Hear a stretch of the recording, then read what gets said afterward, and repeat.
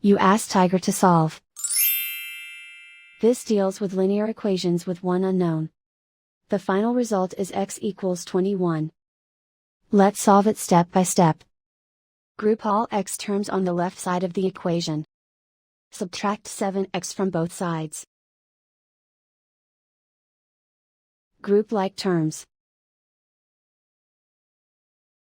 Simplify the arithmetic. Group like terms. Simplify the arithmetic. Group all constants on the right side of the equation. Add 23 to both sides. Simplify the arithmetic.